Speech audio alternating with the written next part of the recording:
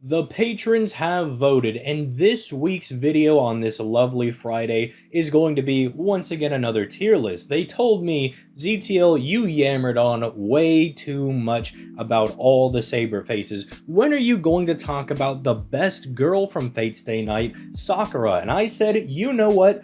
Bet. Let's make a Sakura face tier list. Now, there are quite a few commas on here is what I'm noticing, but while there may be few characters on here, the quality is very high, which again, I want to stress at the beginning of this video, we gotta have some people in high tiers and some people in low tiers. That's just kind of how tier list works. If it was up to me, I think I would put all of these characters in at least A tier. I pretty much like every single character here. The only one I don't know that much about is Durga, but I've been using her for the last 2 years on JP, and she's saved my bacon multiple times, so how could I not like her? So I guess we're just gonna have to put some people lower, I guess, and some of the more objectively, correctly, just good characters are gonna have to go up top. As per usual, if you want to make your own Sakura tier list, that will be down in the description at the very top. And if you want to influence the videos that come out every Friday, that Patreon is linked down in the description down below. If you pay to get into the Patreon, you will be able to get into the super secret Discord chat where we yammer about random things like Gundam Kamen Rider and what videos come out on Friday. So if you want to be a part of that random stuff, and I mean, you could also ask me FGO questions. I guess that is a thing you could do if you're so inclined. But let's start diving right into this, starting off with Melt. Boom, immediate S tier. I don't know if you've read the Seraph event, but it's pretty much just peak Melt the entire time.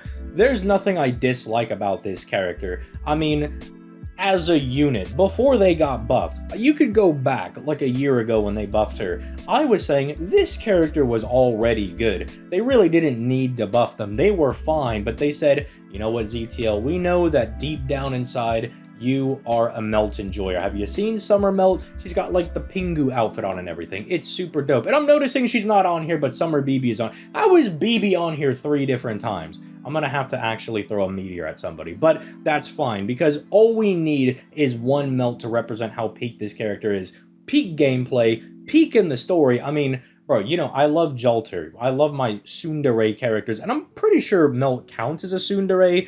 I'm not sure if she counts as a tsundere or she just wants to liquefy my insides, but either way, I'm down for it, right? You might say that the Melt liquid is poisonous, but I'm still chugging it like a frat bro at a keg party, all right? I'm down on all of it that I can get, and I'll just be better. I'll just live through the entire thing. So Melt easy S tier, one of my favorite Sakura faces over here. Passionlip, on the other hand, is really rough because I haven't gone through CCC in quite a long time. When I originally was reading Fate Extra CCC, it wasn't fully translated, and the best way I was able to consume it was on a forum where they were posting screenshots of the in-game dialogue, and were like, this is an important bit, this stuff's not important, this stuff's an important bit, and I'm like, well, I want to know all the not important stuff. That's the character pieces, right? Like, that's the important stuff. And unfortunately, I didn't get a whole lot of lip. I do like what I'm getting from her, though. The little bits that you do get from her in Seraph, and the little bit that you do get from her in, like, Summer/Ordeal Call 4, or 3, I guess.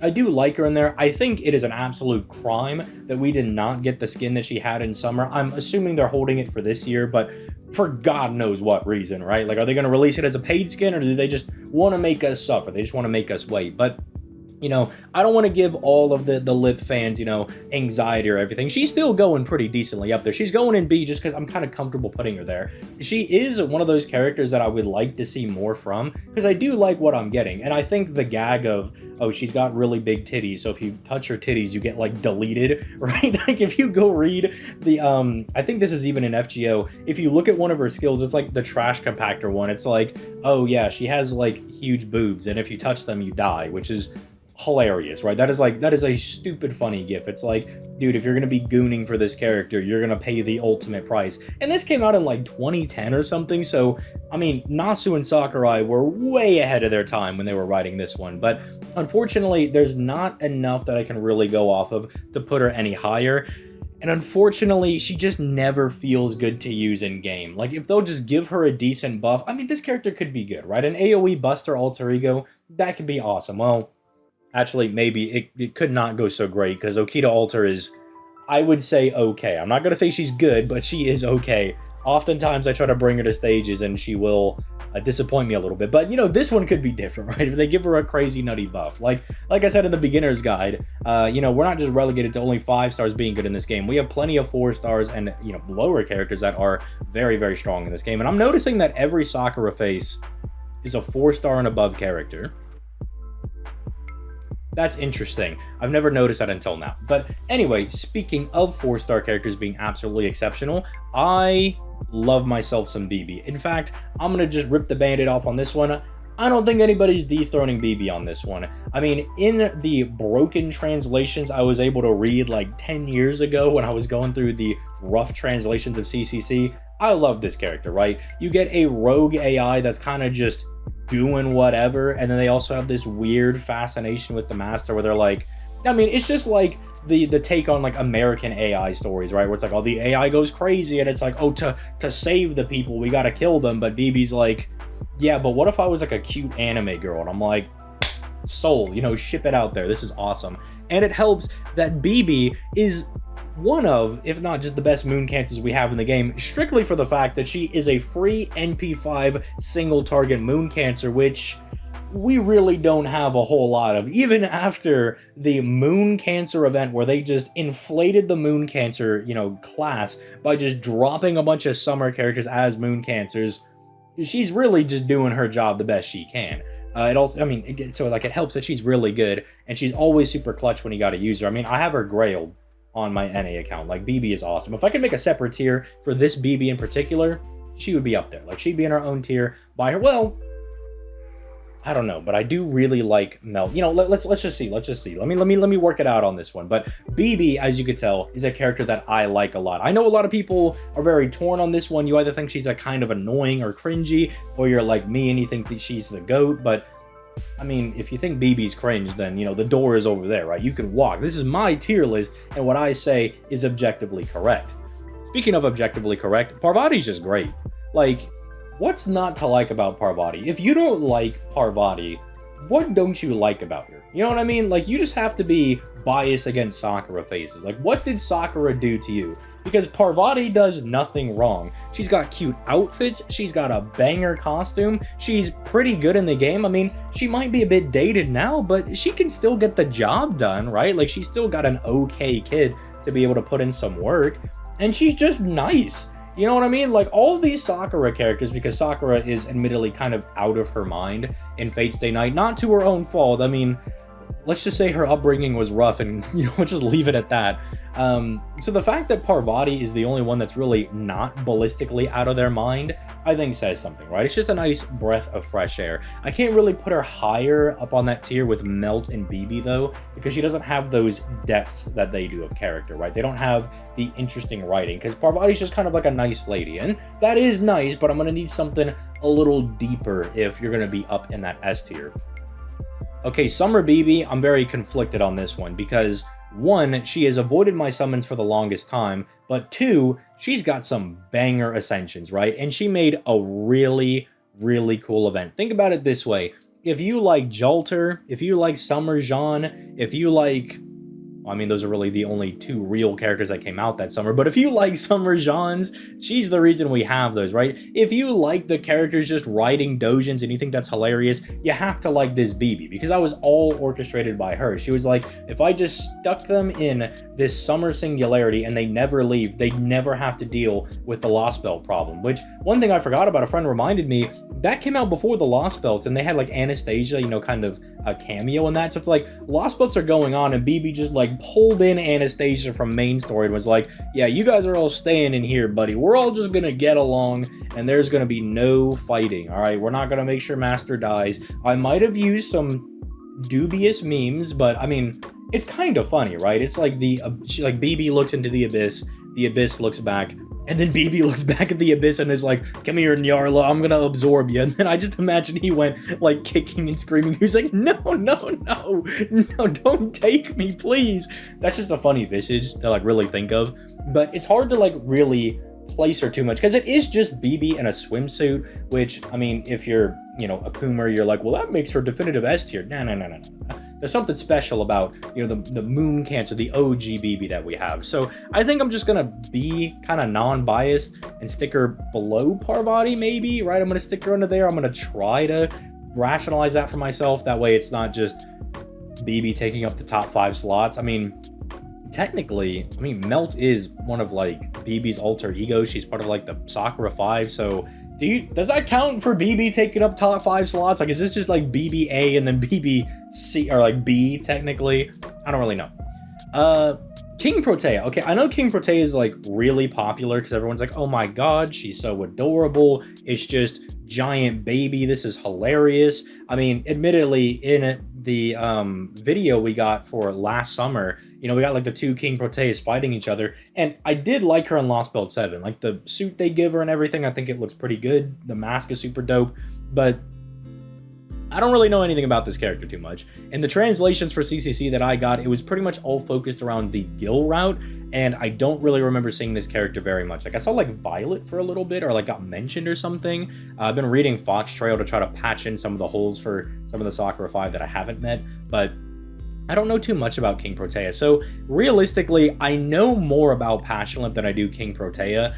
So I'm just going to stick her in C for the fact that, well, she can't be D tier because I do think the bit is adorable. I think gigantic baby is hilarious, right? That's funny. That's really funny. But that can only carry you so far. I at least know some things about Lip, and I'm interested to learn more about them because of the CCC event. But for Kingprotea, I really don't know anything about them, so I can't in good faith put them any higher.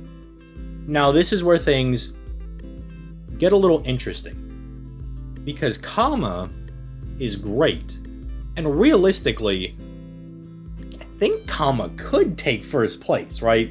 I do think I could put Kama in first place, because okay, let me just say this first. Oku's a bad event, right? Like, the event, the rewards are good, the structuring of the event is terrible. The story is great. I love the story. It's like really funny, but then it also kind of just weaves this interesting story in the middle of the Lost Belt, where Kama, as one of the Indian deities, keep in mind in the background, Arjuna is absorbing all the other Indian gods. So Kama, what does she do? She runs away to make Oku this like minute singularity where she can be safe, and she's like, you know what, Master of Chaldea, just stay here with me. I'm gonna be a beast. I'm gonna try to accrue my power, so if we have to deal with that one day, maybe we can deal with it. Turns out we're not nearly strong enough to deal with it, but it's a good idea, right? It's like, run away from the problem, try to accrue power, and hopefully when, you know, Arjuna Ultra comes knocking on the door, we could try to deal with it. I like really sympathize with that, and I kind of sympathize with the characterization for Kama in Oku, where she feels really wronged. She's like, I didn't do anything wrong, and I got burned alive for it by Shiva. Keep in mind, Shiva's like top 3 deity in Hindu mythology, right? Like, he's a big dog, right? He's kind of a big deal. I know my Record of Ragnarok watchers are like, oh my god, the Shiva, the dancing guy, right? Yeah, that guy. That guy's a big deal. I mean, in Record of Ragnarok, they had him beat up like everybody up on like the Pantheon. Like, he just ascended them out and beat everybody up. Not far off. Shiva's a pretty tough dude, and that's putting it lightly. So getting scorched by that guy, I understand, right? Like, I can understand feeling really bad about that, and I have a lot of sympathy for Kama, and there is a fun factor to the fact that Kama is a fail girl, right? Kama doesn't succeed at anything. Like, Oku is something that should have been a hard, locked-in, guaranteed W, but she is losing to the most random things. We didn't even know Kiara was in our Chaldea. We, like, at the beginning of Oku, go back and read it, Kiara's like, oh, I was just hiding in a corridor, and you're like, we don't even know who this guy is, and Kiara's like, well, I'll come join you. And then the first time Kama should have beat us, Kiara saves our lives. And then the second time when we go to fight Kama over there, Parvati's like, all right, Shiva, blast her again. And then Kama gets blasted, and then we just win. And then even at the end of all these things, Kiara comes back and, you know, brings Kama into our Chaldea. She's like, hey, Chaldea's not even that bad. You can just kind of come hang out. I've been living in the corridors, just doing whatever it is Kiara does. Frankly, I don't want to know what she's doing. But I really sympathize with it a lot. Like, it's kind of funny, but it's also really sad. You know, we have like this very competent character that is simultaneously a huge fail girl. And I'm not sure if I like that more than what I like what's going on with BB. Like, it's 2 different Sakura flavors. I know I like them both more than Melt. In fact, I'm gonna do a little bit of rearranging. We're gonna do something like, we're gonna do something like that. We're gonna use Melt as like the turn, like the tier barrier right there, right? I'm going to use that as a little bit of a barrier. In fact, should I even rank Summer BB? I guess we'll just leave her on there. It's whatever. If people complain, they can complain in the comments. But I really do like both Kama and BB a lot. I think they've got a pretty good depth of character working for them. They're in a lot of really interesting stories. And they're also both really good. So it's not like one really outcompetes the other as far as gameplay is concerned. Like, sure, you could say that Kama's a better servant, right? Because you're going to use her more. But when BB crops up, she absolutely just kicks people's balls in, right? Like, when it's BB's time to wreck an Avenger or a Zerk or even somebody type neutral, she gets in there, right? People are going to... They forget how good this character is. Or unless you're like me and you've grailed your BB, you recognize how powerful it is, and you're using the BB whenever you can. But it's one of those things where it's really close for me. I do really like both of these characters. So I'm going to have them both probably share S tier. Now we have the other Kamas over here. Like, I guess technically this is the one that should be up here, right? Because this is the one from Oku, but this is, I mean, it's like really weird. You know, it's Fate lore. The assassin one is the one from Oku that Kiara helped make into, you know, an assassin so she could be in Chaldea, and that even plays into the fail girl aspect. She's supposed to be an archer, but for whatever reason she's an assassin. But it worked out for her because, you know, is she still the best assassin in the game? I don't know. You guys can fight about that in the comment section down below. But what I'm probably going to do is, just for myself personally and my own sanity, I'm just going to throw a row down here. And I'm just going to put these two here because I think this Kama kind of just embodies everything that I like. And I don't think there's enough different about these two that I can really differentiate it. I mean, there's like a major story chapter and I'm like really in on Summer 3. I like a lot of the characters there. Actually, when I said no other major characters came out, I completely forgot XX came out with this. And I freaking love XX. So never mind bumping her up. She's the reason we have XX. Because XX had to come do her job and beat up BB, then that's why we got her. So never mind, BB gets like inadvertent points for that. But I think this is kind of how I'm liking it right now. There's not enough of a difference between these two and like the OG Kama. Now, this is kind of an interesting position for me to be in for Durga because I actually don't know anything about Ordeal Call 1. When it was coming out, I really liked the idea, but there was no translations where like it was super up to date. Like I wanted to read the whole thing in like a night, but it wasn't available. They were slowly going through it. And so I just never got around to reading it. But I love the story idea for Ordeal Call 1. Don't worry, I'm not going to spoil anything. But while I know what the basic plot structure is, I don't really know what the characters' roles are in it. And so the basics of the plot makes me really interested for this Durga Kali character and how they're going to play into it. I think it could be really interesting. And then I also think they could do the Fate thing where it's kind of like straightforward and kind of boring. I mean, I like to, you know, suck off the Fate series and call it the most deep, complex thing of all time. But simultaneously, it could be Carnival Phantasm sometimes where it's just dumb fun or it's just like, you know, low IQ, but it's just like entertaining. You know, like it could go one of two ways. I mean, keep in mind, Part 2 is pretty good. Part 1, I mean, yeah, we got, you know, Babylonia in there, but Camelot's pretty boring, you know, fight me, and then everything else is also pretty mid. So I'm not really sure how they're going to go with that one. I feel like the lowest, though, that I can put her, I think I need to give some respect to Kingprotea and the fact that I don't know anything actually about Durga. Everything that I know about this character is in using them for the last couple of years. And while they do serve me really well on that, I do love using them because they're just so good. Just wait for the Durga video to come out.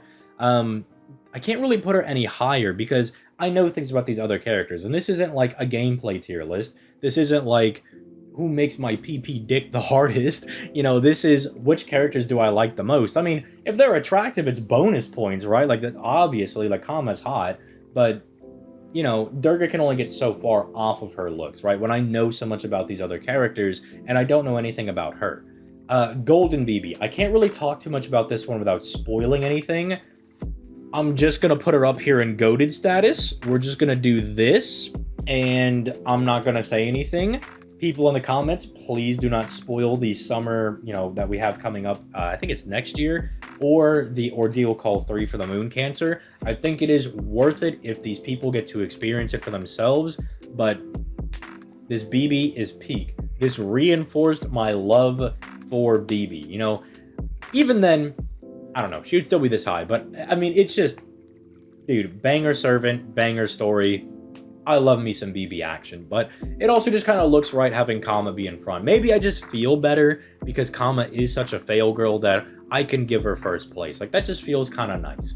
You know, that we could take this woman who has never really gotten to do... Dude, even her gender is wrong. Like, Kama is supposed to be a male deity, I'm pretty sure, and they're a female in FGO. They just can't get anything right. They're supposed to... Like, they just can't do anything, right? So I feel like giving them first place is respectable. I think it's a nice thing to do for Kama, and hopefully we can all agree in that. I mean, we did stick the other two down here. I mean, if we're talking about these two, I mean, like, these ascensions are, like, right up there with Summer BB. I mean, dude, Summer Kama is hot. Let's not debate or, you know, cap about any of that. I mean, it's crazy, but the well-endowed BB does solo. So, with all that being said, once again, if you would like to vote on these and see the videos that come out every Friday, then you can join the Patreon, which is down in the description down below. That will give you access to a super secret Discord channel in the Discord. If it doesn't give you access to it, the Patreon bot can be a little bit buggy. Just DM me on Patreon and I'll fix it. You know, I'll invite you and I'll get it all sorted. We've had to do that before. So, but if you're interested in voting on those, that is just a little incentive. It's something that